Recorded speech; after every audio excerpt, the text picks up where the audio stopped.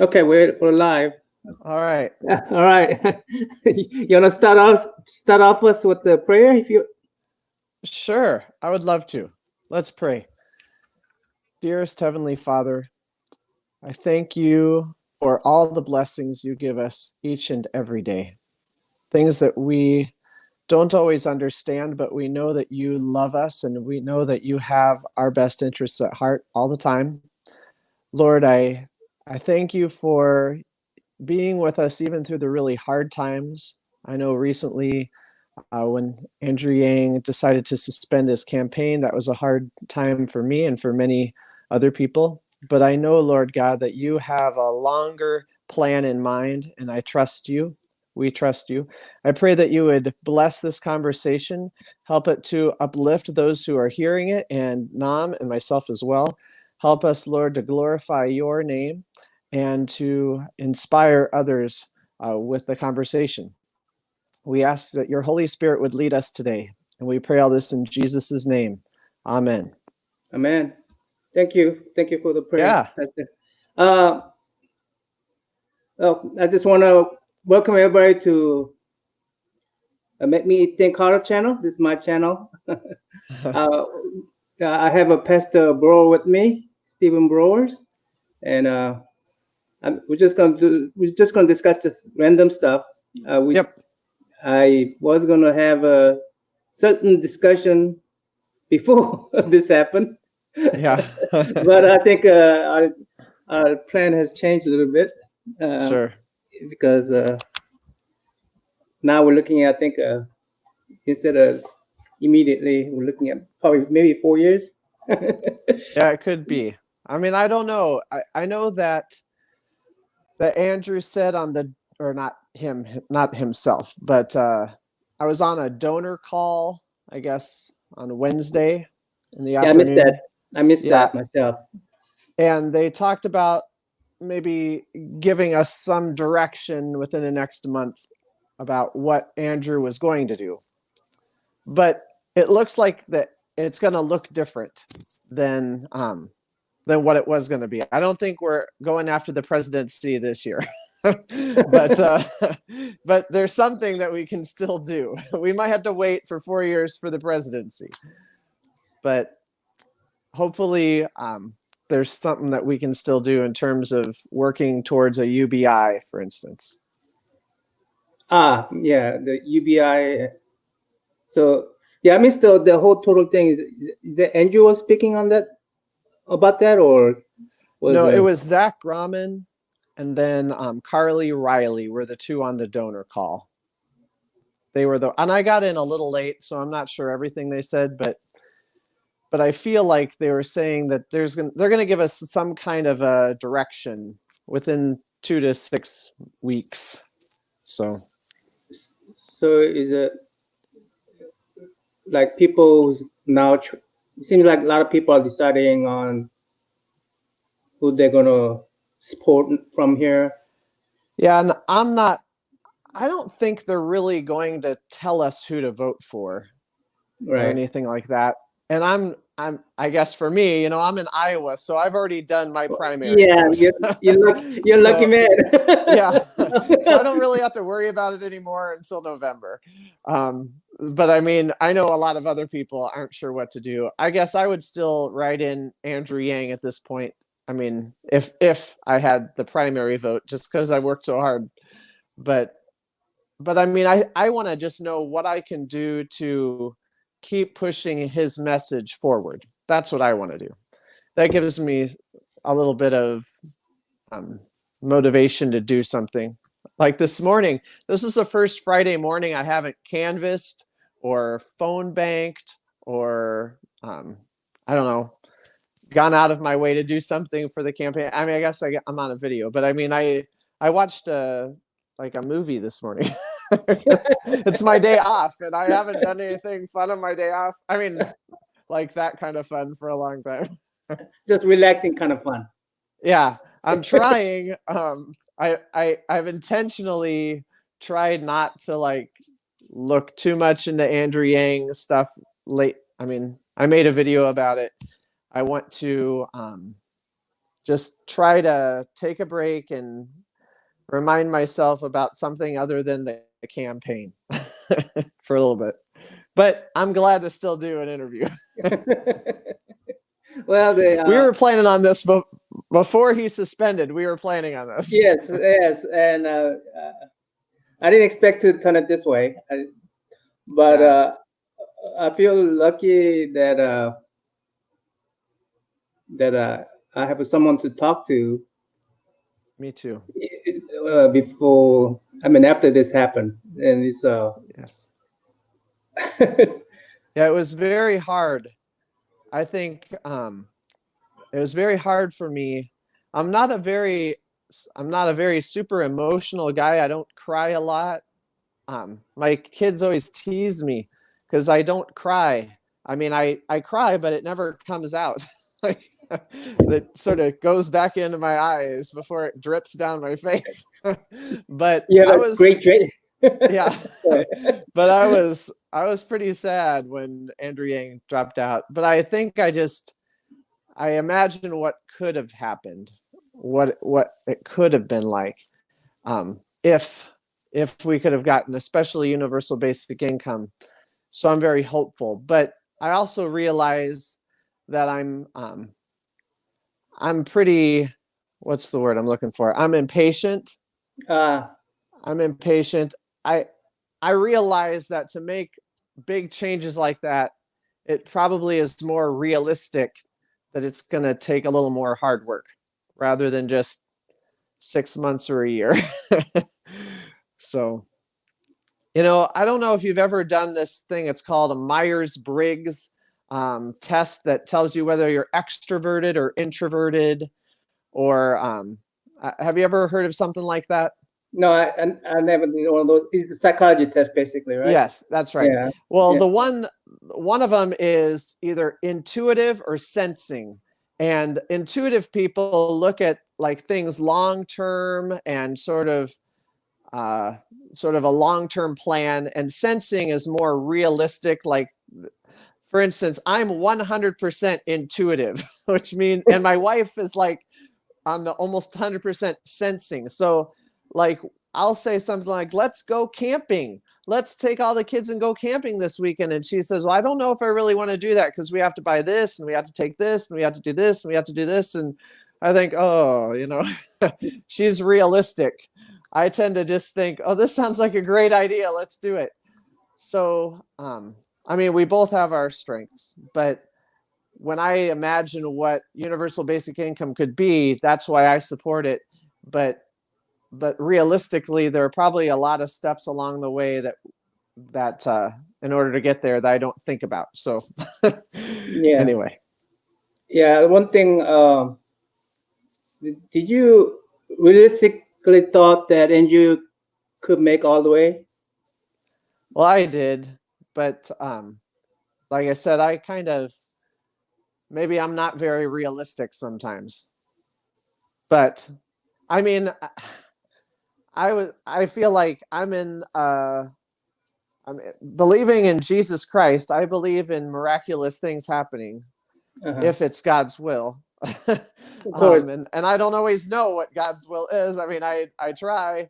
Yeah. It seemed to me like all of Andrew's values that were reflected, but I mean, but on the other hand, I know that God can work just as well every day, even if Andrew Yang is not the president. I mean, God has a longer term plan than 4 or 8 years. I Right. mean, Right. so the best case scenario for me might not be the best case scenario for God. Uh, in any case, yeah. But I did believe that he could do it, and I mean, I'm still always surprised when more people don't support him. Well, that's a lot of things I got from people around me is that oh, I like him, but he has no chance. Sure. And actually, I'm one of those people who recognize he was a very long shot. Mm-hmm. And and my thought was that, hey, yeah, I know he's long shot, but by me adding to it, I have shortened it. It may Yes. not make a difference, but I have shortened it. It's better than me saying, well, it's a long shot, so I shouldn't even try. You know, Yeah. and so I say, hey, look, another thing is that you try for long shot when the reward is too great for you to not try. Mm-hmm. And I thought the reward itself is just too great for me to not try. At least, Yes. and and the good thing about adding to this odd, it doesn't work like a other gambling system. Mm-hmm. If I add to it and you add to it, we increase the odds. Yeah. But they refuse to. Sorry, they refuse to see the changing odds by changing their position and saying, okay, I know it's long shot, but I'm gonna support it. Yes. Immediately his chance has increased. So they refuse to see the increase in odds Mm-hmm. as soon as they make that choice. It's not Yes. like another gambling system where you remain long shot.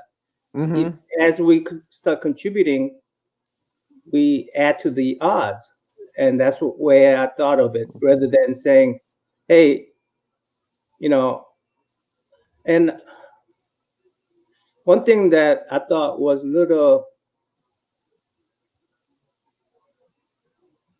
I think a lot of people were hurt by Iowa Mm-hmm. because they were expecting so much from it, Yes. and I thought 5%. That was what the polls say. Yeah. So And I think that's part of, I think a lot had unrealistic expectations because so many of us have not been involved in politics really before. And so when we felt so much support around us or online, and then we'd see the polls say 5%, we'd say, well, it has to be more than that. We have to have twice that percent, and I heard that so much that we have to have twice that many. Really, the polls aren't calling anybody that, and this kind of thing, which I guess made sense, but I guess in the end they were correct. well, I mean, polls are not always correct. Look at Joe Yeah, Biden, that's for true. instance. Joe Yes, Biden. that's Look at true. Joe Biden, for instance. Yeah, exactly. So, but Andrew was at the low threshold. Mm-hmm. That there's too much variance on his polling, right? Yes. I mean, Yes. and but Well, it was. and I think, mhm. Go ahead. Go ahead. Okay. I think that, in my precinct, I could make sure I knew everyone that was coming to vote for Andrew Yang. I had talked to except for I think there was only one person that I hadn't talked to that I didn't know was going to be there. Everybody else that was there caucusing for him, I knew. I'd personally talked to. I had made sure they were going to be there. I was ready to call them if they weren't. There were like two people that didn't show up at my precinct that I had hoped to be there, but I had only talked to them the day of, so I could understand that they didn't show up.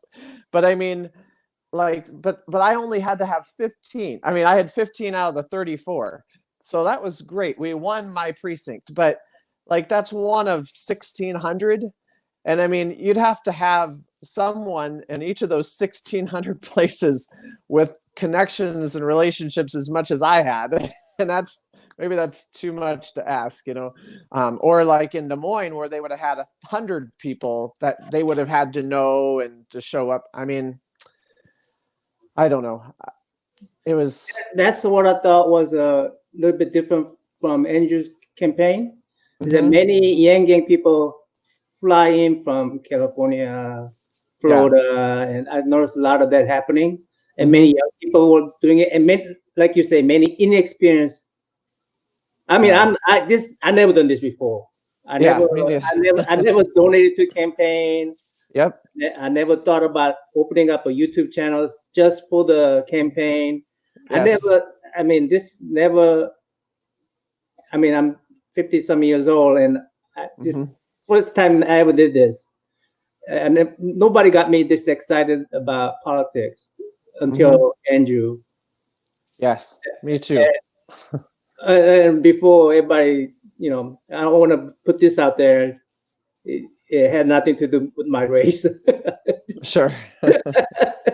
But anyway, back to the Iowa. I watched one of the Jack and Matt Uh-huh. videos on they were broadcasting the Caucus event, Yep. and I saw one of the lady got up and from Andrew's group. She got up and I didn't know this it was going to take this long. 3-4 hours. I cannot handle this. I gotta go. I gotta take care of my kids. Yeah. And she walked out, and I realized, oh, a lot of people in our camp had no idea what the caucus was going to be like. I had no idea, and Yeah. those people who pay for their caucusing, I mean, those people were paid to stay there. More, Yeah. more hours they got, the more pay they got. And Yeah. for our group, we're all just volunteers, right? Yeah. And Well, and like I had relationships with the people at my caucus site that were there, but I was apologizing most of the night because I was so sorry it was taking so long. I mean, I just because I know them all. Like my wife is one example who was pregnant and sick and felt bad and was hungry, and we just kept sitting there going through the business of the night. I mean, if it was just the voting, that doesn't take that long, but we had to do a lot of other things that were necessary, I guess, but that took the time. That's what took all the time. They had to read letters from the Iowa Democratic Party, and then they had to pass around petitions for people to run for office, and then they had to explain the new rules of the caucus, and that took like an hour just by itself. And then at the end, we had to figure out who was going to be delegates, and that took a while because we had to find 5 delegates for Andrew Yang out of the 15, and it was just hard because nobody really knew they were going to have to spend another day or morning doing this kind of thing. So that just took a while, so which is unfortunate. I don't understand why you wouldn't make voting as simple as possible. But only 6 states practice that. yeah. Only 6 states. And I just found that out. And you got these 2 options where you could have a simple primary and this convoluted caucus system. Yeah. And why is this 6 state insist on staying that way? I don't know. But one of my real frustrations is why Iowa is even one of the main states to choose. I mean, it just doesn't seem like it's reflective to me of the nation as a whole. I mean, it just doesn't seem like it makes a lot of sense to me. But I mean, I'm sure every state is skewed one direction or another, but Iowa seems just very, very white. And I don't know.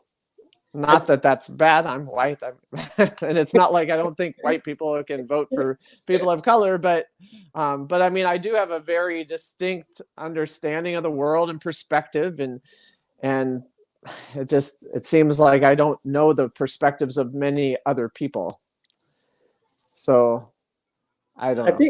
I think it has been considered not that important until I think I've been reading up on it. And like a Jimmy Carter. Oh, sure. He came I over. heard that. Yeah. He came over and made a difference. Nobody would campaign in Iowa, so and he was considered one of those not viable candidates. So he went to Iowa. He did what Andrew Yang did, and then just scoured the place and all the people with him.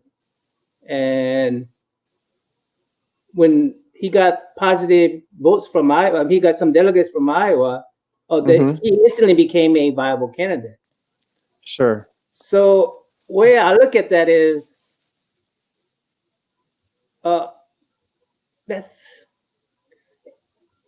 Andrew Yang is not the only one that was in Iowa. Yeah. That was a Jimmy Carter time when everybody thought Mhm. Iowa wasn't important. So he decided to make that leap. But in That's this a good scenario, point. everybody was already knew about that. So it's sort of like a Hmm. this. My daughter went to UVA, the Hmm. University of Virginia, Virginia. and they had a little essay. The essay theme was be be the whole theme was to be succinct with your essay. Hmm. So one guy just wrote in succinct, and that was his essay, and he got accepted because he wrote in the most succinct essay. Yes. Well, and but if the next person do that, that person's not going to get in because it's already been done. Yes. I hear what you're saying there. And so I don't know why, if everybody is already there, and if Bloomberg, for instance, didn't even Mhm. decide to come Iowa and New Hampshire, I don't know why we focus so much in Iowa. That's another question I have about why we why is that why was that necessary? I- Yeah, And I also, don't know. I mean, I can see it from both ways. I mean, like you have someone like Biden who didn't focus or didn't seem to focus a lot on Iowa. He is hoping that South Carolina and the African American vote will, like, that he's been polling so well with them that he can lose those first two states, but South Carolina, he'll do so well there. He's hoping that he'll go back into the front. But the problem is now that Iowa and New Hampshire has happened, now people might have forgotten about Biden and say, "Oh, he's a loser. You know, he's not in the front." So now maybe they won't vote for him. And I think that's. But on the other hand, then you have Barack Obama, who, South Carolina, he wasn't polling well down there. Hillary Clinton was at the time, from what I understand. But then when he won Iowa, then that African American vote said, "Oh, he could win, and now we'll vote for him." So I think I what see, I I see. think the campaign was assuming, hey, if we could be like Barack Obama, we can convince those South Carolina voters that, hey, we could win this thing.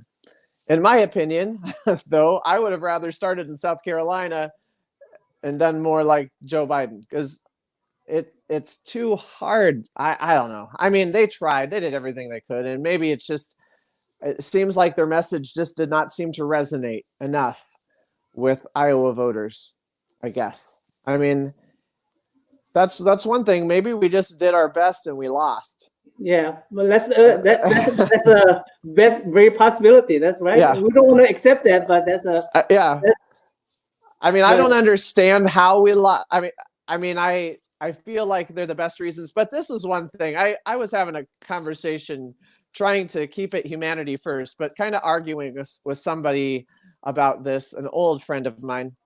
And they were saying, well, Pete Buttigieg, nobody knew about him last year, but the Iowa voters just really resonated with him. That's why he's doing so well. And I disagree with that, because I mean, I do know that Pete Buttigieg was an unknown, just like Andrew Yang was. So what was the difference? I mean, they had a different message, yes. But the other difference is when I walked around to people in my town of 800, and a lot of them were Pete Buttigieg fans, by the way, and none of them showed up to Caucus, by the way. But I mean, none of them. I thought he was going to be like the top. Nobody came. In any case, when I asked them, "Oh, how did you find out about Pete? What are your favorite policies?" They say, "I don't know, but he's the one I read about in the paper. He's the one I see on TV. He's." And so, they don't know anything about him. They haven't learned anything about him, but he got the media attention. of That's course. why he, and in my opinion is, if you get that much media attention, yeah, you can go from a complete unknown to having people vote for you. But if you don't get any, like Andrew Yang has not gotten any, It's a, Well, that, it's well, not only not any, but they completely erased them. yes. And I mean, Donald Trump, he had name recognition and a ton of negative media attention, but still people knew about him and could make up their own minds. I mean, that at some level, I know that he had a lot of negative attention, but negative attention is still attention. Right. So I don't know. I mean, it feels. I personally think the media had a great amount of influence on Iowa in a I agree negative with way. I agree with you. And this is hard thing to battle is the media has basically monopoly on information, Hmm. and at the way they handled Donald Trump sort of used social media too, Hmm. because he will not get a positive coverage from media, Yeah. and he used social media. But I don't. Way I looked at it was that the mainstream media could not let another social media person advance, Hmm. and then that was against them too. Not just only race, but I think that was against them too. Is that because social media means sharing of power to many. Like I told you Yeah. before, I Hmm. wrote to you, and Yeah. whereas mainstream media is the information is only to the few, Hmm. and, and power of information they want to keep that, so they can let that happen. When they give a Donald Trump media coverage, Hmm. even though it was negative, they give him a coverage. Yeah. So on Andrew Yang, they decided, okay, we're not going to even cover that guy. We're just going to erase that guy. And Hmm. uh, and Andrew Yang is not one of those guys who will generate negative coverage for himself to just get a media attention.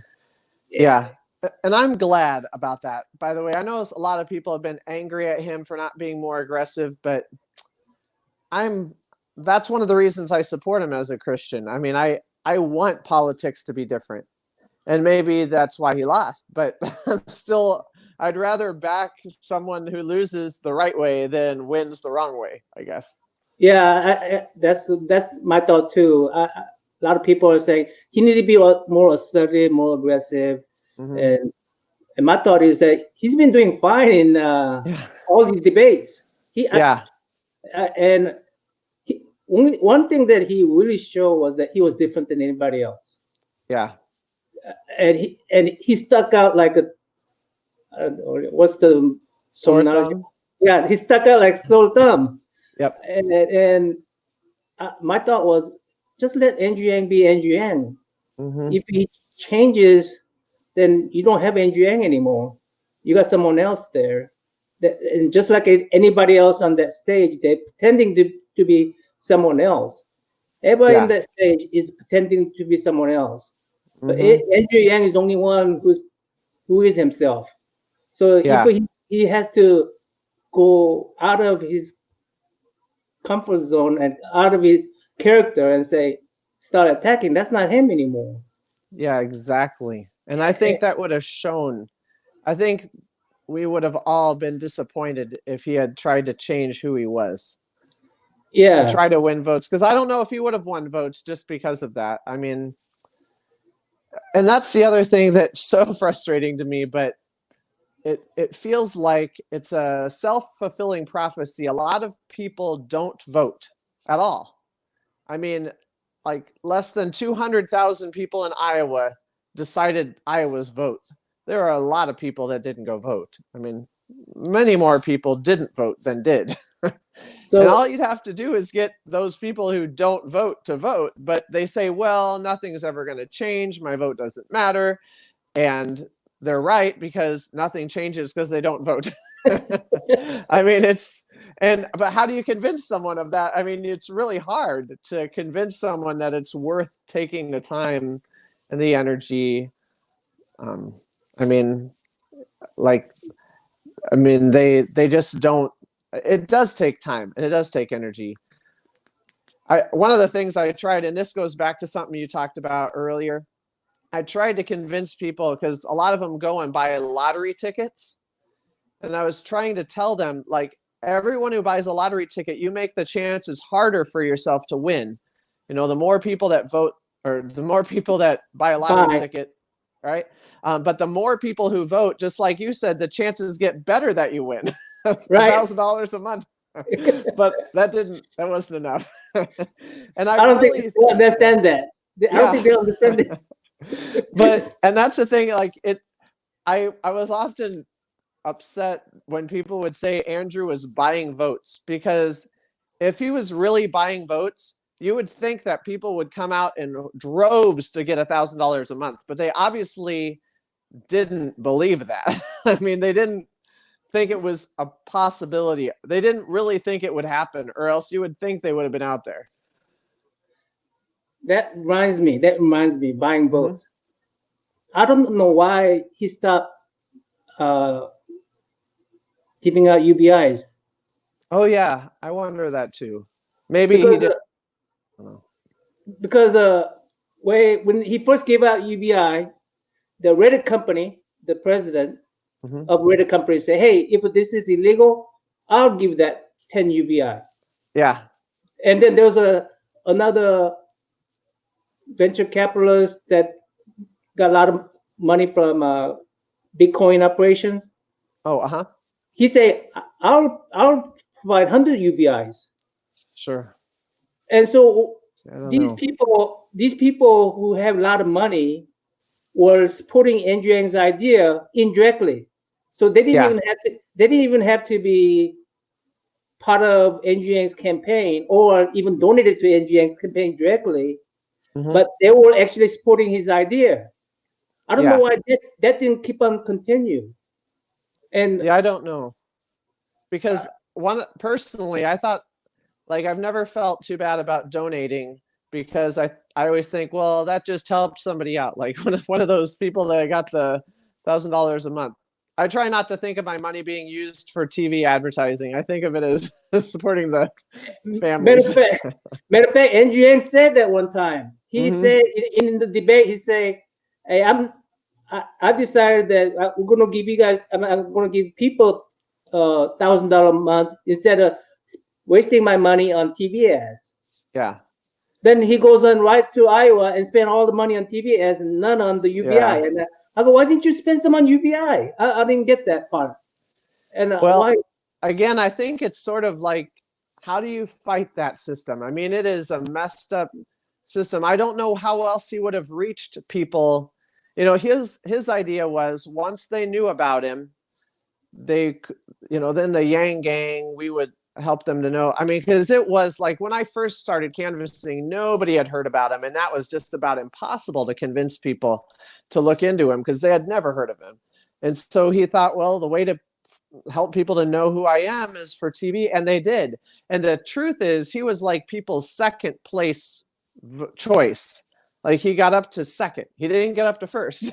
But like, when I called New Hampshire, pretty much every single person I talked to said, well, I would have voted, you know, he'd be my second choice. Very few said they'd be his first choice that I talked to personally.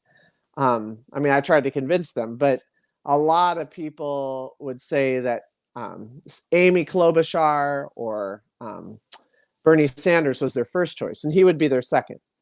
Well, that doesn't help, but I mean, he got up to second, I guess. I always think about, you know, the Olympics.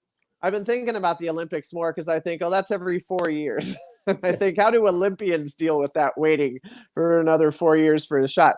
But I always feel bad for the person who comes in fourth place, you know, because you get gold, silver, and bronze.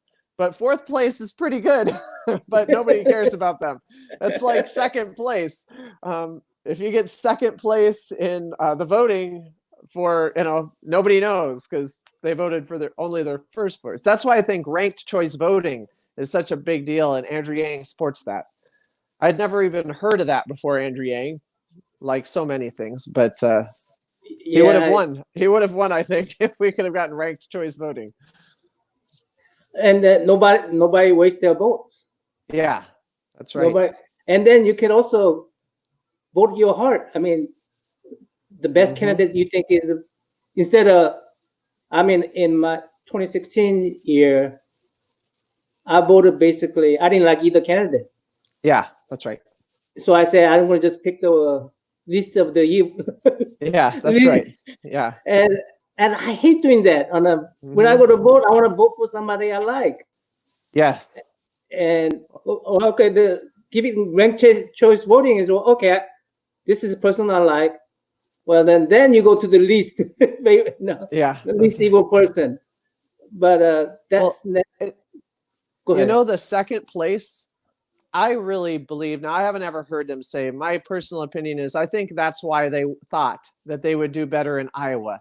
They thought if we're people's second choice, then when they caucus, when they have to realign, they'll come to us. Right. That didn't happen. I don't know why it didn't happen, because the data says that they should have, but it didn't. I think. I mean, Go yeah. ahead. No, in my precinct it wouldn't have mattered. People didn't come to us because we had by far the most people, and they figured they didn't need to come to us. But other places, I don't know why they didn't. If Andrew Yang was second choice for so many, I don't know why they didn't help that out. But I believe that's probably what they were thinking. You think the experience of caucusing had anything to do with it, or?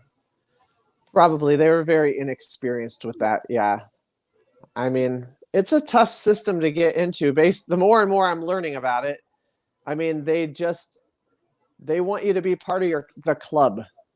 They and Andrew Yang. I mean, I hate the idea of him being in the cabinet. They've talked a lot about him being in the cabinet of somebody if they won, but I don't think his ideas are really going to happen. And then he's going to be part of the establishment. And I don't know. It doesn't. It seems like it's almost impossible to get someone who's not part of the establishment to win, because everybody needs to have their friends in the business. I give it a. You watch Lord of the Ring. I do. I give that analogy on the ring. Mm-hmm. You cannot hold it for too long. Yes. Yeah. Power is, you cannot hold it for too long. It will taint you. Yeah. And if Andrew Yang go into cabinet, he'd be holding power for too long. Yeah. And and that's why I don't think when people say I'm experienced in politics, I don't look at that as a positive. You've been holding it for too long, and your desire for power is greater than your desire to have your original desire to, let's say, pass a Medicare for all. To me, Yeah. at his age, at age where he should retire and enjoy his family, that he feels like he has to hold on to the mental, and only he can do that. Only he can write it, and only he can make it happen. That idea itself, to me, Bernie is tainted as well. I agree. I don't understand why people call him the anti-establishment, because he's been there longer than like almost anybody else. I don't understand it. I mean, there are a lot of problems I have with Bernie. One of them being everyone that is a supporter of Bernie Sanders now is saying, you have to support the Democratic nominee, but I'm like, he's not a Democrat. He's an independent. Like, you can't have it both ways. You can't say that, I'm not part of that Democratic establishment, but then if I win the nomination, you got to vote for me because you're a Democrat. I mean, and I like him. I do. I think he's a good guy, but I just feel like there's a lot of contradictions in his candidacy, I guess. Yeah, and what Andrew seems to offer is steps. Like I see a couple of steps here. He's offering to empower the people by UBI democracy dollars, and he's offering to. Second step is level the playing field, like spreading the swamp and term limits, and again democracy dollar to water down the lobbyist money. He's leveling the playing field. He's lifting up the people, empowering the people, and Mm-hmm. and leveling the playing field. None of these Yes. people who Sanders, Warren, they talk about bringing down these big pharma, military complex, all these huge, Mm-hmm. huge, huge companies, entities that Mm-hmm. has a lobbyist in, and all these lobbyists have politicians in their pocket, but they don't tell you the step of those things. How they're going to empower the people, and how they're going Mm-hmm. to level the playing field so that they could charge 2% of the income from these billionaires. If Yeah. I don't understand. She said herself, only what 5% of people control 95% of our finance. Yeah. How is she gonna get that people to do what she wanted to do? She has I no don't power know. over them. Yeah. I know. Even as the It's. president, she has no power over them. Mm-hmm. And I don't understand how Bernie's gonna do all that when he has no power over them either. Yeah. At least Well. NGN gives you a mental step that you can take. Oh, he's gonna empower the people, and then he's gonna level down the playing field. So it's Yeah. even playing field that people have more voice in it. He Mm-hmm. gives you those steps. Then those steps may not work, may never those steps may not happen either. But at Mm-hmm. least he give you the mental exercise where you could get there. These Yeah. other people don't give you that mental exercise. Yeah. And I, Yeah. uh, It is.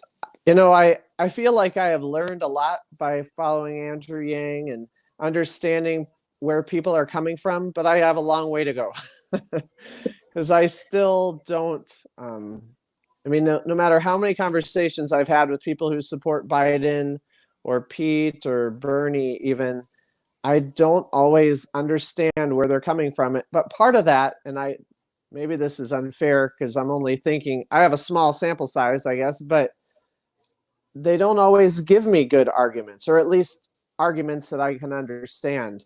Like a lot of the arguments for Amy is, well, she has experience.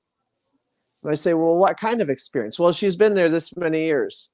She works well with the other side.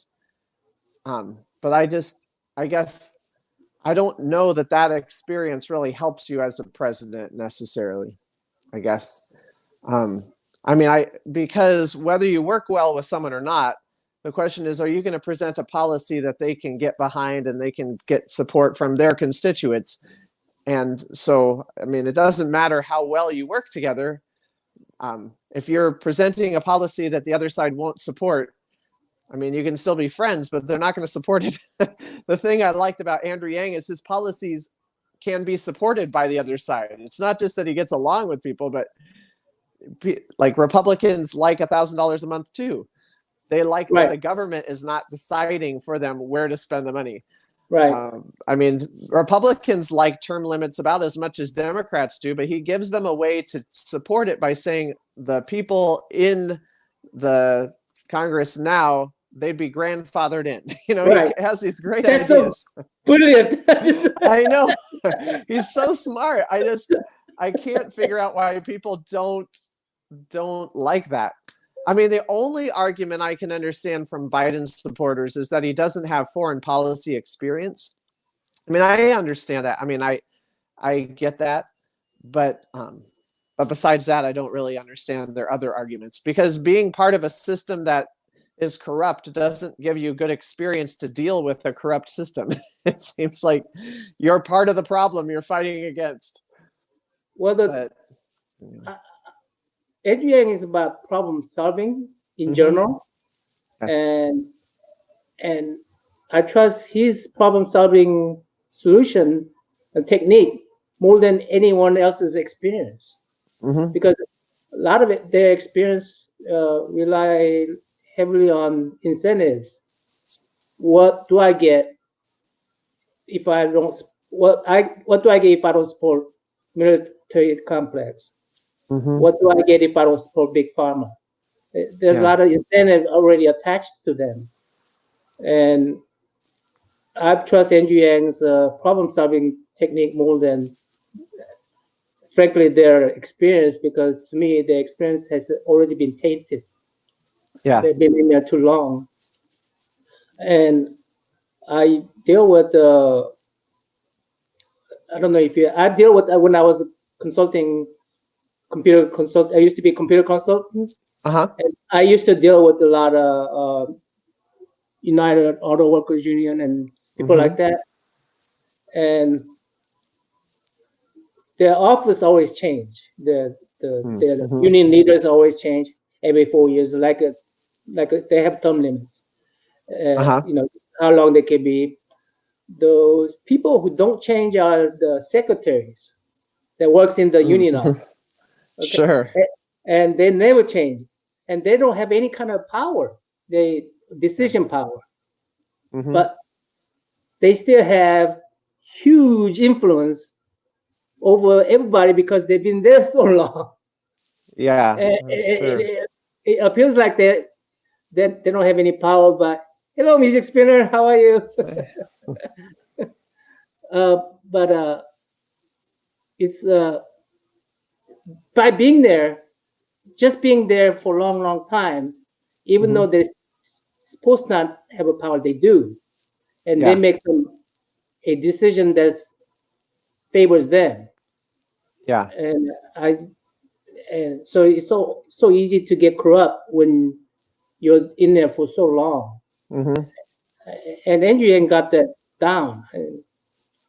Well, and I'm always sad. I mean, I think about the things that I was hoping for. Like when I originally started my YouTube channel, the Yang Gang Christians channel, my goal was to get ready for the general election because I knew that I wanted to convince Christians who had voted for Donald Trump that they could be a Christian and support Andrew Yang. Like I knew it probably wouldn't make that big of a difference in the primary, but that it could make a big difference in the general. And we didn't get there.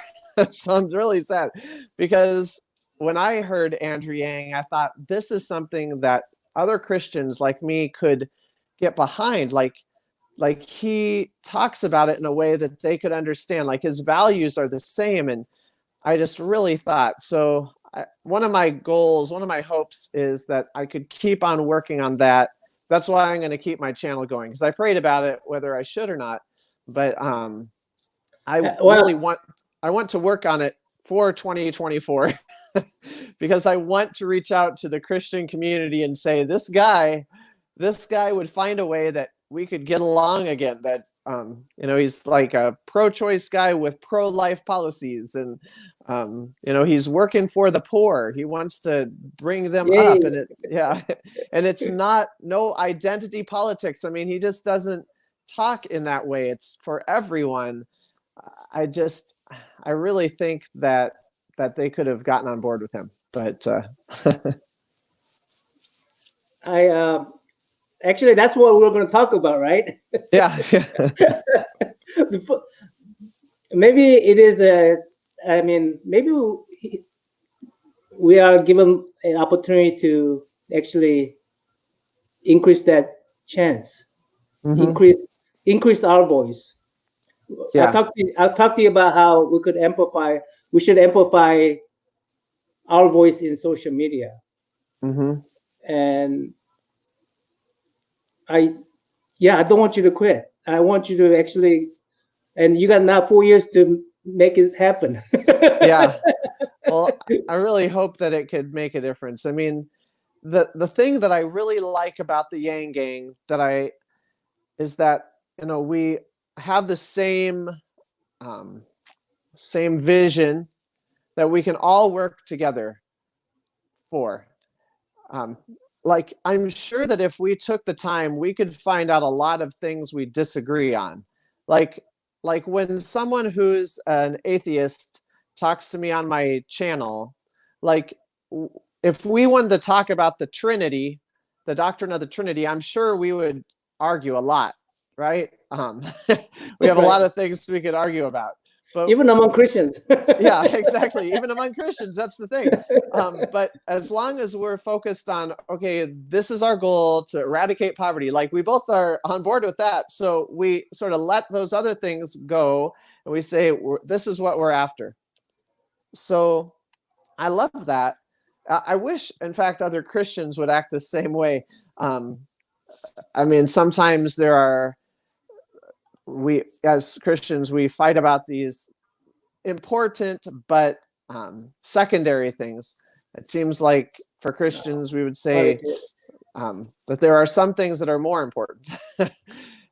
So that's what I really like about the Yang Gang, that I can just work. We're all focused on the same thing. So on my channel, I try to stay away from the really specific, I don't know, little things that we could fight about. I don't need people to agree with me, or to agree with me as a Lutheran. I guess, because I don't think agreeing with me as a Lutheran necessarily affects whether we can work for the same goals, at least in politics. I think in general, most Christians agree on things like humanity first. I mean, I don't understand how we couldn't all agree on that. Consider yourself a chapel. Yeah, Chapel. yeah, that's right, exactly. I mean, that's a great example too, and that's actually, I was reading this book. I don't know if you've read it, called The Righteous Mind, and it's by Jonathan Haidt is his name, Haidt, and he talks about how there are these different types of morality that we think about in politics, that there's caring for other people, fairness, equality, but then there's that's sort of the left. The left talks a lot about caring for people, and making sure everything is equal. But on the right, they also have these other things that they add in, like sanctity, which would be where the abortion issue comes into play.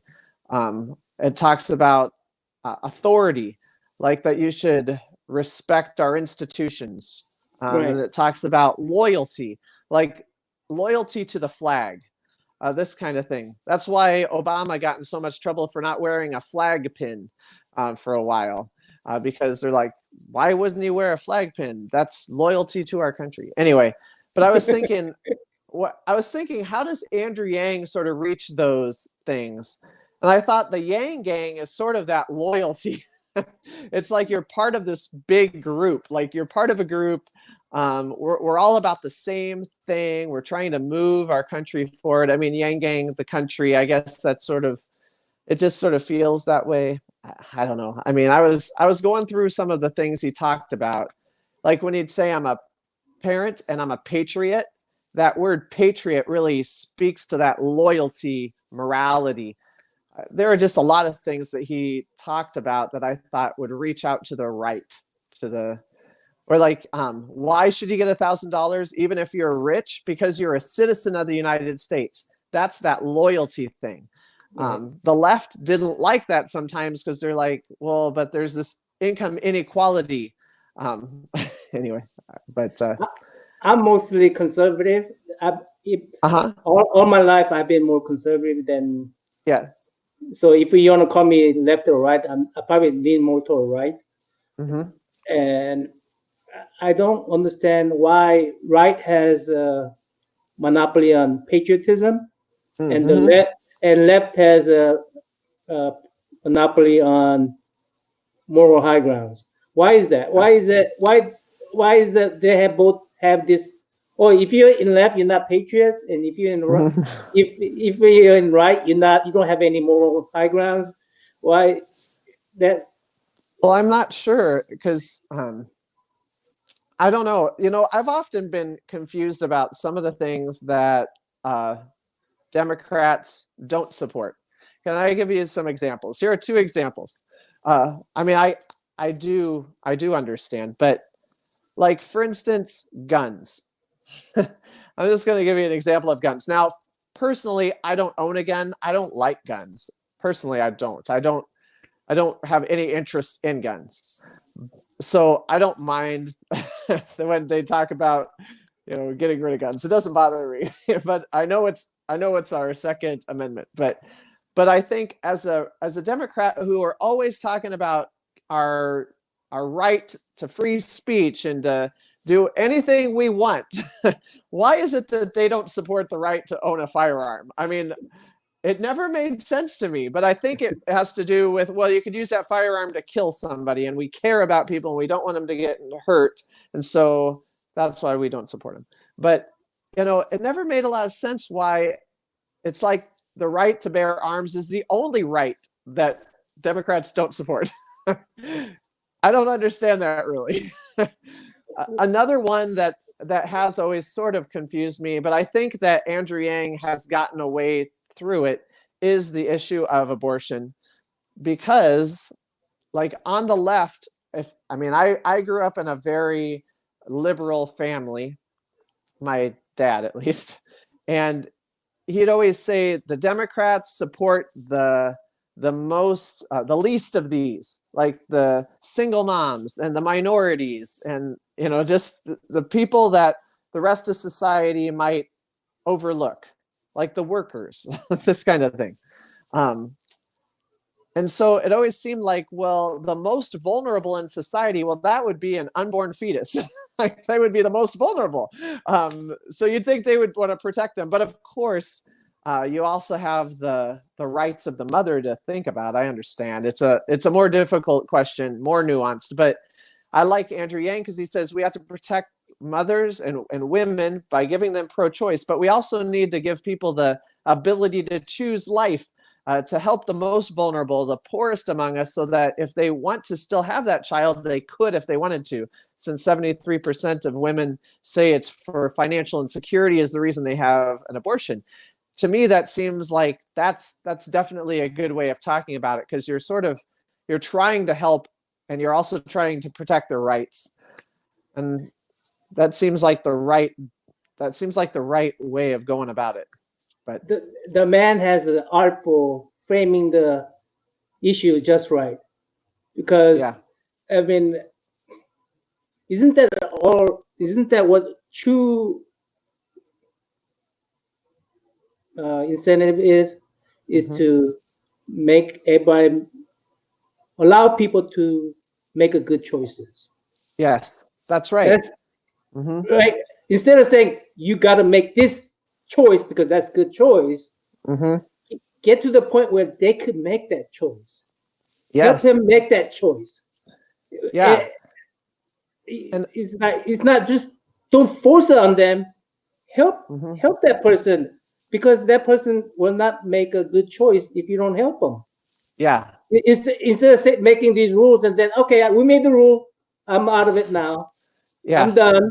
Instead of doing that, well, let's help her make that choice right. Well, isn't that Christian value? Oops. Are you still there? Yeah. What happened? Can you see me still? Yeah, I can see you. Can you hear me? Can you hear me? Well, oh, there I am. Yeah. Sorry, my wife called. She threw off the video. I declined her call. Oh no. Let me know if you need to go. Can you speak so I can make sure you're still there? I'm speaking right now. Yeah, I'm gonna.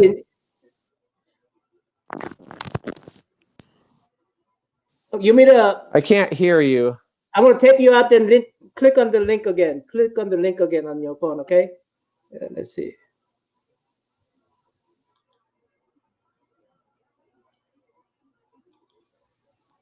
Are you there? Here, I'm gonna leave and come back in. If you can hear me. Okay. Hello, Mrs. Spinner. Yeah, we got the youth.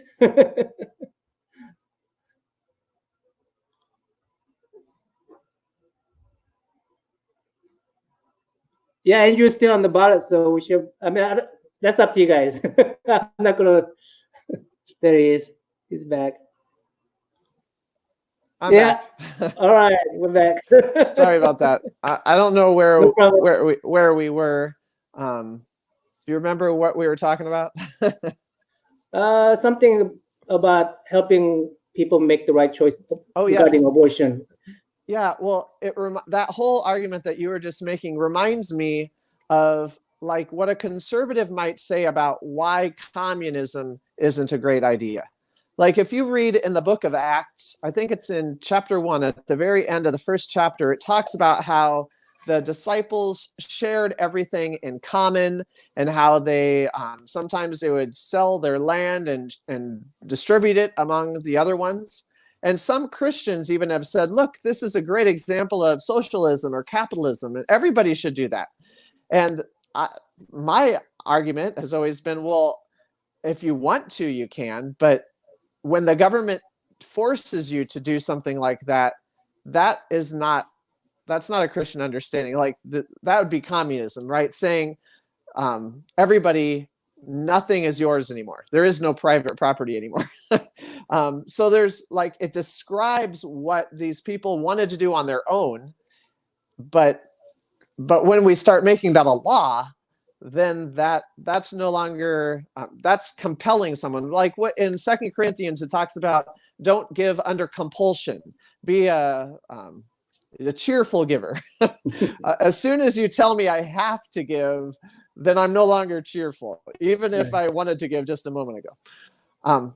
So it's the same way I feel like when it comes to abortion too. I mean, I don't know, maybe it's not exactly the same, but I want to give women a reason to cheerfully keep a child, not because they're afraid that they're going to get sent to jail if they kill a child. I mean, or whatever.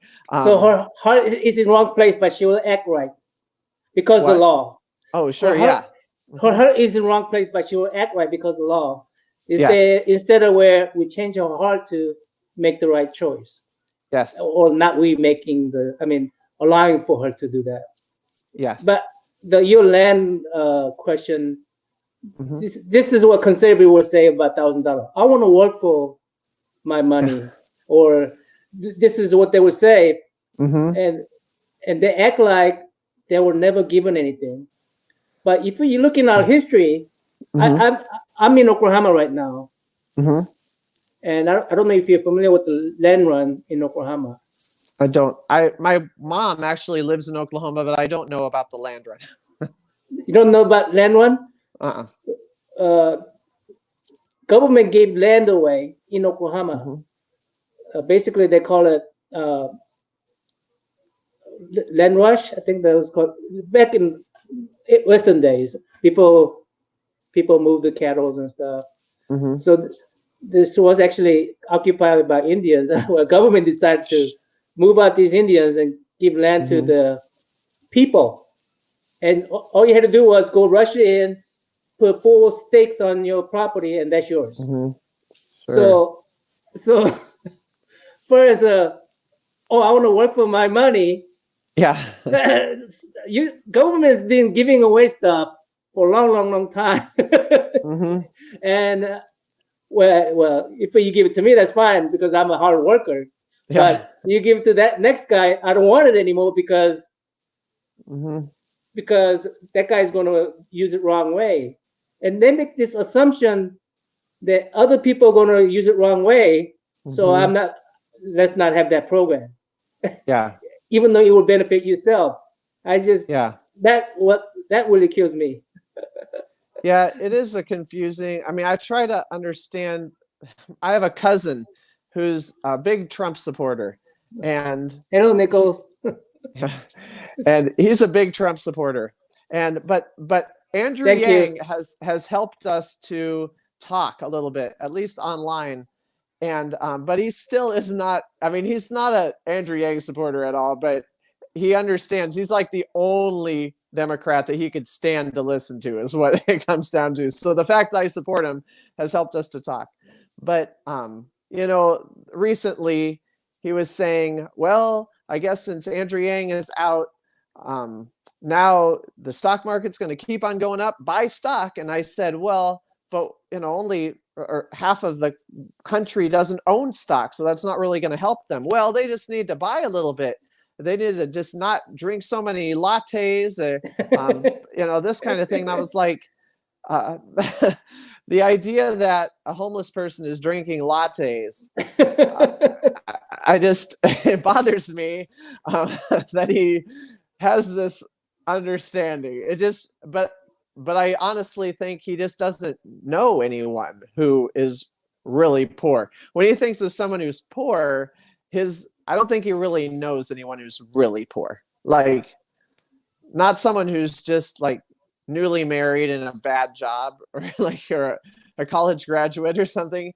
He doesn't know anyone who's been in generational poverty. Like I work with a lot of people who are in generational poverty, which means their mom and dad were very poor. Their grandma and grandpa were very poor. They don't have a bank account. They've never learned. I mean, when they get money, they spend it immediately because they're not sure when they're going to get any money again.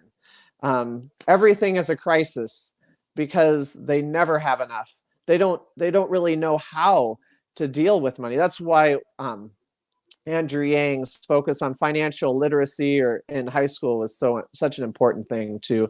But I mean, when we talk about people being lazy, my dad always used to say, I'm sure he borrowed this from somewhere else, but he used to say, if people got paid for how hard they work, there's probably some single mom in Africa, that is probably should be the highest paid woman in the world.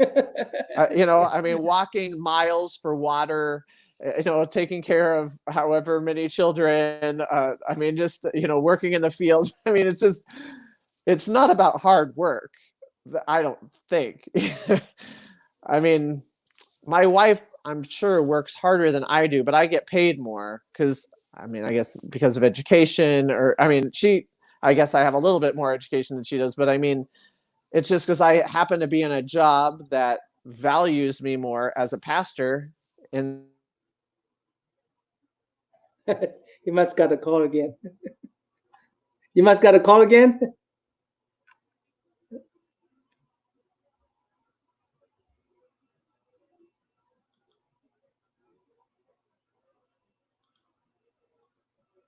Oops. Okay, is it back? You back?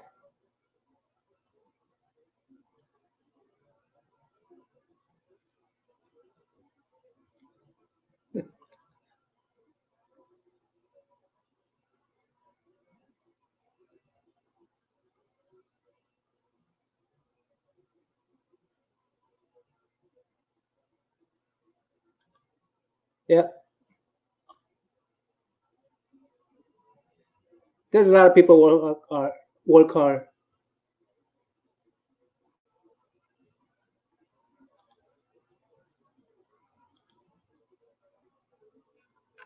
Can you hear me now? I cannot hear you.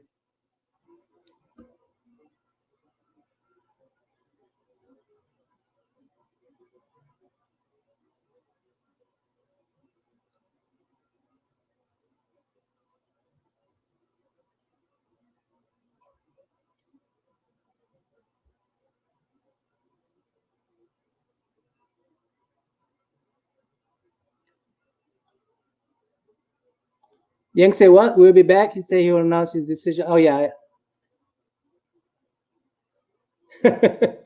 Maybe that's likely. See if Pastor Bro agrees. Yeah, I'm waiting. I'm still waiting. I haven't made any kind of decision yet. Right now, a lot of people are jumping the gun, a lot of Yang gang, and I wish they wait a little bit before jumping the gun. Myself, anyway. That's my opinion. Where's Pastor? Is he coming back?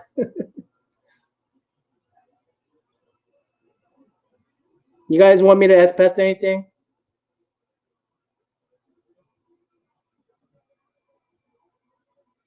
Are you guys? Any of you guys made any decision?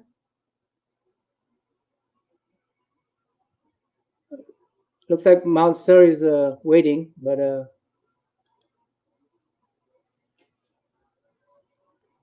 music spinner say you're from Canada. I'm Canadian. Yeah.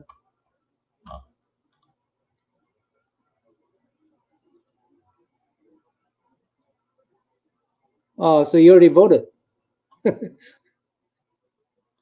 Pastor Bro say he's lucky that he already voted, so he don't have to make that kind of decision.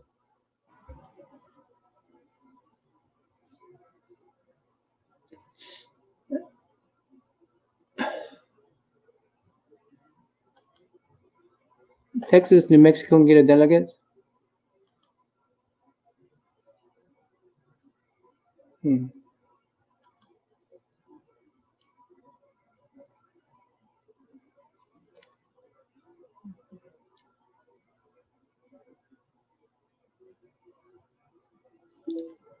I'm gonna need to set up another invite. Hold on, guys.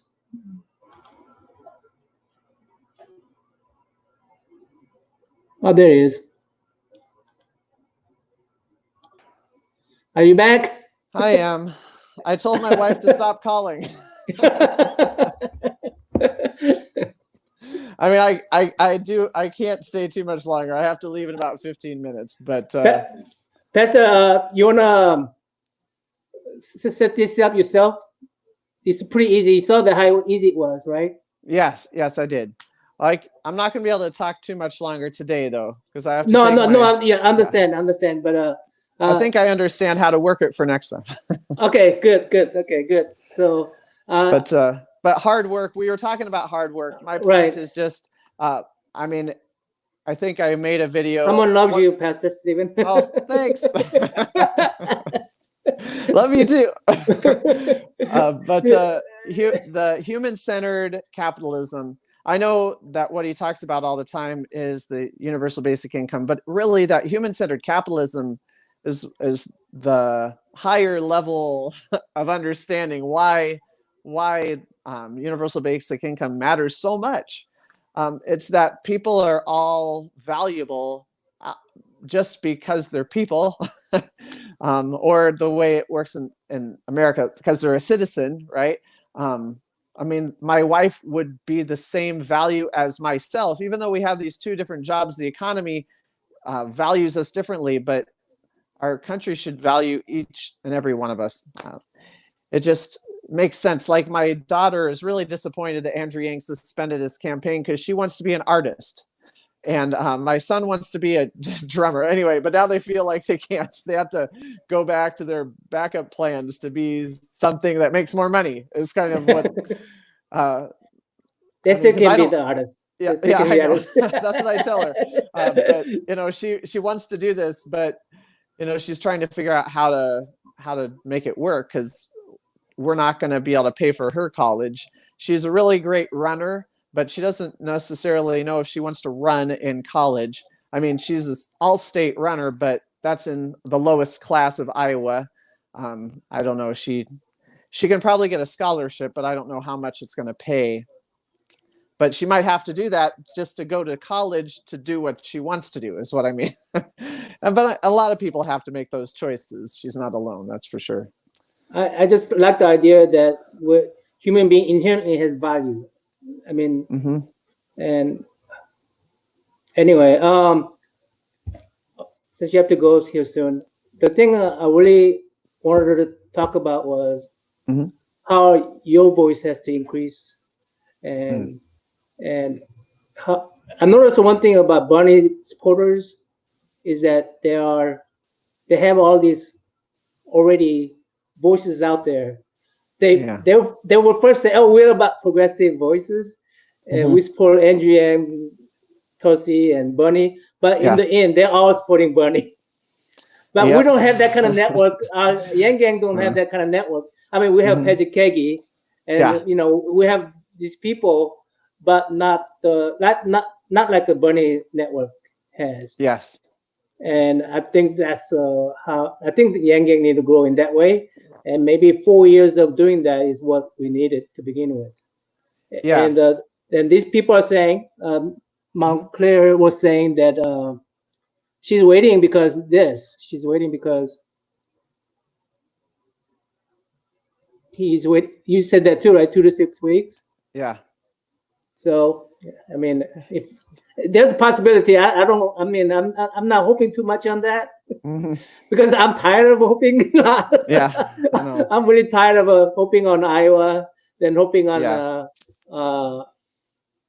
the next state, New Hampshire. But what I really love, except for me, I'm trying to think. I watch Nerds for Yang, and I watch Paget, and I watch. Well, it's like Humanity. It used to be Hustle and Film. His name is Aaron. Anyway, I really like the channels that have different perspectives than me, because I'm just a white guy, and I really feel like one of the things that, for me personally, I feel like Andrew Yang speaks to people of color in a way, like what he talked at his best debate, I thought, was when he talked about how he was both honored and disappointed Yeah, I love that that he debate. was, I love that yeah, debate. and how like the Black community, 1/10 of the wealth of white people, 1/12 or like 12% for Hispanic people. Like, I feel like this message especially reaches out to people of color. I just, because I'm not sure if white people like me that are so privileged, they think, do we really need $1,000 a month? I mean, that's why where I finally went with it, where I am from, is just the economic support for rural areas. That's where I went. Like $1,000 a month meant 1.3 million every month into Greenfield, which is a town right beside where I live. They like that kind of stuff. But Actually, mhm. I have this website. I mean, I used to have a link to it, but you go to this website and you put in zip code for that town. Yeah, yeah. What is that called? Every single month? Is that what it's Yeah, called? I don't, Something like that. something like that. But if it gives you how much that town gets, if everybody get $1,000 in that town, and Mm-hmm. how much what kind of economy they're in, and what's their poverty level and all that is right on that data sheet. And I thought that website is really useful for communicating to people, not just $1,000 to yourself, but Yeah. Mm-hmm. $100 million into your town, where you don't even have to have a approved lottery system, so that Yeah. lottery system can provide education. Yeah. Yeah. You know how they passed that law, right? Hmm. They entice you with, oh yeah, we're gonna pay for education, or we're gonna add to the education, and then the government end up taking that money and spending on something else, even though, Mm-hmm. and there's a lot of scandal going on with these money that's generated by this gambling money. Mm-hmm. It's supposed to go to education system, but locally it's going somewhere else. Government, when government has the money, they'll do Mm-hmm. what they want to do with it.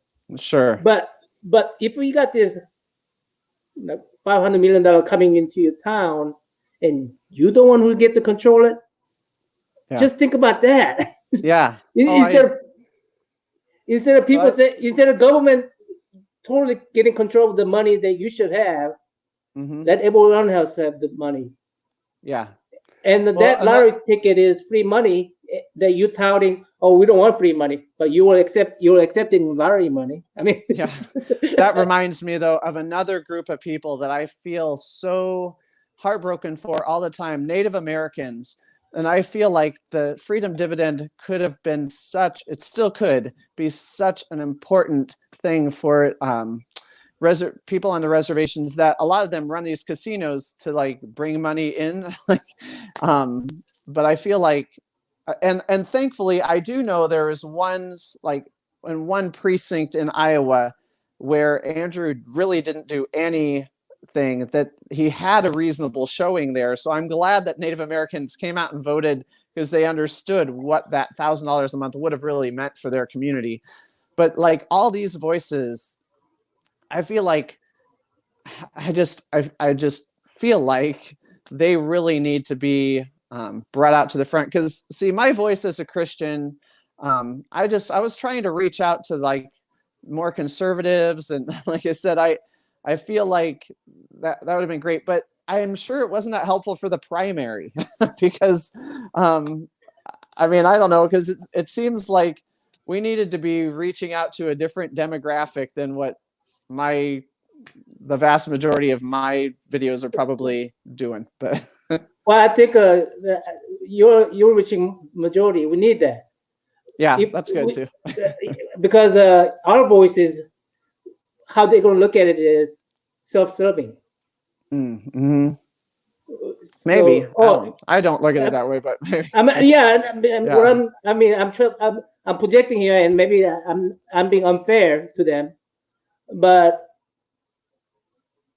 when I ask, like for me, for instance, they may look at me as a identity politic person. Oh, you just voting for him because you're an Asian guy in there. Sure. And then if let's say I'm a poor person, well, Hmm. I'm doing well. So but I cannot imagine that. But if let's say I'm a poor person or poor in poor community, Hmm. and I want that $1,000, you just want free money. Sure. So Well, yeah. if I'm that community Hmm. and I'm supporting NGN, you're all you're doing is self-serving things. But if you speak for NGN, then Hmm. you're saying, hey, this is a valid concern for our community too. Yeah. Eh, No, and makes and sense. and then I think, and then you should have more reach because you're in a bigger community. And Yeah. Well, I'm hoping. I mean, I'm going to keep it going. It's just too important to me. And, but you know what you were saying? Like, I wish that poor people had enough ability or, I mean, they have the ability. I just don't even think they know about Andrew Yang or don't believe that it could really happen. Because, I mean, like in Adair County, 10% of our county are living below the poverty level. If all of them came out and voted, he would win. Like, but the problem is the vast majority of the people who are voting are in the higher educational brackets, higher income brackets, higher age brackets as well. But I mean, it's really hard to get the people who could be most affected by these policies to come out and support them. And so that's hard. even on last debate, Hmm. there was NGN and 6 white people in there, right? Yeah. And the moderator asked about how are you guys gonna help the black Ugh. community, and it was conversation between the moderator and 6 white people, and Yeah. they're all bragging how they're best qualified to help the black community. Yes, So I know. there's one known color person in there, and they didn't ask him anything. And I'm going. The way I looked at that was, you're not white, you're not black, so Mhm. you don't even deserve to be in this conversation. Sure. And I was that was so frustrating. And my goal is this: my goal is to reach to Asian Americans. Hey, we need to get more involved. We need to be more visible out there, and we need Hmm. to have our voices heard. And we're not invisible people. We are people that care about this country, and Hmm. we need to be. And that's my. I want my voice to be that, and be let people know that we're not invisible. Yeah. We do love this country, and we want to keep this country intact. When Yeah. I swore in as a citizen of the United States, Hmm. I took all the good and bad of this country, and Hmm. I recognize that all the bad things that we did in history, that's my ancestors' thing. It's not Hmm. just it's not, oh, this white man's problem. It's Sure. my problem. If the when black community get mistreated, that's my community getting mistreated. Not Hmm. It's not just black people's problem that I. Sure. So we have to get out of this middle place where we're not either white, we're not either black, but we are actually both, and every one of us should get into that both mentality. We are all of us, and we cannot be excluded anymore. We have to be more visible, and that's why I was reaching out to you, Pastor. That I feel like I need to get a voice. I feel like you need to get a voice, and I feel like more young group need to have voices out there, whether through YouTube, Instagram, Hmm. Facebook. I think Twitter, we dominate Twitter, but Twitter is only 20% of the Yeah. 20% of the population. We cannot just Hmm. rely on Twitter. Yeah. Like at my church, actually, the Andrew Yang campaign really inspired me to do a lot more online at my church. So I started Instagram and Twitter and a YouTube channel and Facebook. I mean, we already had some of these, but I started like Twitter and Instagram. Like I have like 2 people from my entire church that are on Twitter. So I'm not even bothering with that anymore. I mean, it was a waste of my time. I was just talking into a void. Like, nobody knew what I was saying. Like, nobody was following me. I mean, this was my my church's Facebook or Twitter account. I mean, there just weren't that many. Instagram had a ton of my youth were on Instagram, and Facebook was everybody else. So I mean, I really do think, like, I'm on Twitter just for Yang stuff, just for the Yang gang, just for support from them. And we're starting this Yang gang book club that will be, hopefully we got a hashtag Yang gang book club that we're starting there. But that's the kind of thing that I like to support on there. But yeah, I don't think we're really reaching out to the rest of the country on Twitter. There are not that many of them. Right. It just doesn't seem like it. Now, there are a few people, I'm sure, but not, we probably shouldn't put all of our focus on there. I was going to go back and just say one thing that I have always really appreciated about Andrew Yang when we were talking about people of color and all this thing, but something that also frustrated me was that, like, I listened to him talk on the Breakfast Club, the first and the second, and then on the Karen Hunter show. And it always frustrated me because I loved Andrew's response, but they'd say, what's your Black agenda? He's like, give them money and let them decide what to do with it. That's sort of what I feel like his, agenda for the Black community is. It's like, I'll give you the money and you decide how to best use it. And they're like, I don't know why you'd want it any other way, to be honest, because, like, he's a person of color. He's an Asian man, but he's not a Black man or a Black woman. Like, how does he know what the Black community best needs? Like, you would think the people living in that community would know how to best serve, but I don't know why you would want a politician that's not from that community to tell you how they are going to help you. Like, that, to me, that just seems, I don't understand why. I guess I don't understand why he hasn't gotten more minority, or I don't know what the right term is, people of color support. Because to me, that's what I would want. Like, don't tell me what I need. Just give me the money so I can decide for myself. Yeah, I agree. And the thing that people don't realize that $1,000 is not actually equal pay to everybody. $1,000 to me is different than $1,000 to you. Yes. $1,000 to a person with nothing means a whole lot more than to me. And it means a whole lot less to Bill Gates, for instance. So the $1,000 is more customized than people think it is. Yeah, I agree. The people who want to customize it, say, oh, only people who can get $1,000 is certain income level. Like Tulsi only has it for over 200, or anyone less than 200,000. And who's going to monitor that? Who's going to sit there and say, well, you're 200,001 and you're 199? Yeah. I mean, who's going to do all that stuff? It's just, but this $1,000 for everybody is not equal pay. It's very customized pay because it really depends on what community you're in, how effective that $1,000 is. People with less will value that $1,000 a lot more than people with a lot of, in a community that doesn't require more. To me, it's extra money for me to enjoy extra stuff, but to someone else, it's something they were used to: food, clothes, and shelter. It's a whole lot different $1,000, and it's a lot more customized than people think it is. And the people don't seem to see that is that, hey, the $1,000 is not fixed. It's very variable because we are the one who's out there being variable. I don't like my family. We can survive just fine the way we're doing. $1,000 a month for my family, really, if I looked at it, it would mean freedom. It would mean a lot more choices for my personal family. My wife would be able to choose to stay home with my upcoming baby and my youngest son who's disabled, instead of working.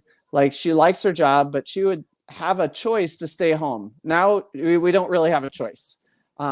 Like my daughter, it would change what she would go and study in college, honestly. She would, or maybe she would choose not to run for a scholarship in college because that's right now, that's the reason she's thinking about it, is because she needs the money. I wonder how many people enter the armed forces because they don't have any other choices. That's how they're going to go to college. I remember when I was graduating from high school, I thought about entering the armed forces because my dad didn't have any money and I needed to find a way to get in. Luckily, I got enough scholarships. But the reason I went to the college I went to was because that was the place that gave me the most money. I mean, it might not have been my first choice. So the $1,000 a month for my family would have meant just different choices that we could make. So, I mean, that's a lot of, I mean, it's not like we'd need it. It would just change our, it would give us freedom. That's why I love Right. the title Freedom Dividend. Makes a lot of Dividend sense. It would give itself. us, Dividend yeah, itself. yeah. I do need to get going though, Nam. Yeah. I appreciate the talk. And when I whenever will you're having keep, talk, mhm, please invite me to it. yes. Well, I'll keep the channel going. I'm going to try to take some time off. I've been trying to just watch some movies, maybe read a book. I am working with this Yang Gang book club. So we're going to hopefully start reading some books as a community and just learning more about that. I'm trying to I'm trying to remember what I used to do before I was focused on Andrew Yang 100% of the time. and then I'm gonna keep doing stuff. It's just I feel like I need a few days just to remind myself that I'm more than just the campaign. And I'm glad he's taken time too, because he said that that was really important.